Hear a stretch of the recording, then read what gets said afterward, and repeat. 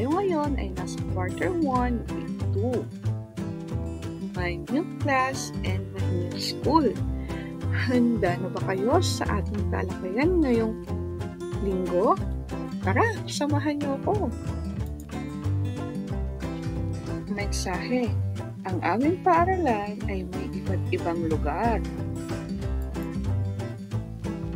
May opisina ng punong guro, klinika, kantina, silid-aklatan, palaruan, at iba pa. Mga katanungan. Ano ang mga lugar sa ating paaralan?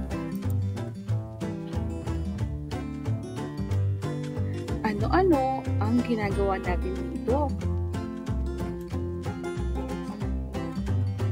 Opisina ng punong guro. Ang punong guro ay nasa kanilang opisina. Nasa kanilang pwesto naman ang ibang empleyado ng paaralan. Ang punong guro ang gumagabay sa mga guro sa kanilang mga gawaing pampaaralan. Nurse ng paaralan. Ang clinic ay para sa mga batang biglang sumasama ang pakiramdam habang nasa loob ng paaralan.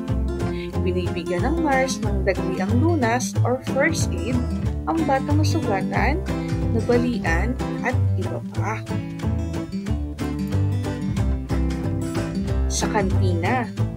Sa kantina ay bilihan ng pagkain at doon din kumakain ng ibang mga bata. Dapat mong iligpit ang pinagkainan at itapon sa tamang basurahan o iyong kalat upang hindi ka mapagalitan. Silid-aklatan ay lugar ng mga babasahin at maaari ding humiram na aklat dito. Kailangang tumahimik sa loob ng silid-aklatan habang nagbabasa at nag-aaral upang hindi tayo makaistorbo sa ibang nagbabasa. Siya naman ang librarian sa ating silid-aklatan. Sa kanya tayo manghihiram ng mga libro at kanya namang i-record ang mga ito. At isasauli rin natin sa takdang oras. Palaruan. Nakakita na ba kayo ng palaruan mga bata? Aba, syempre, di ba? Dito ay masaya naglalaro ang mga bata. May slide at mga swing sa palaruan. Mga katanungan, ano-ano ang mga lugar sa ating paaralan na iyong nakita? Ano-ano naman ang ginagawa natin dito? Sino ang mga taong namamahala at tumutulong sa paaralan natin? Kilala niyo ba sila?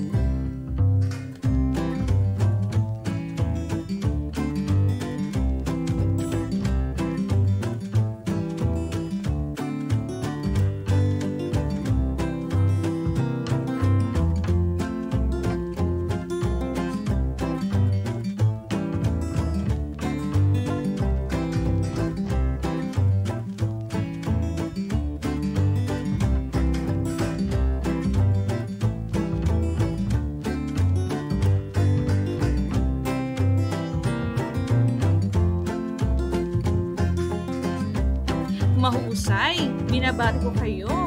Napakagaling niyo mga bata! Dahil dyan, meron kayong star!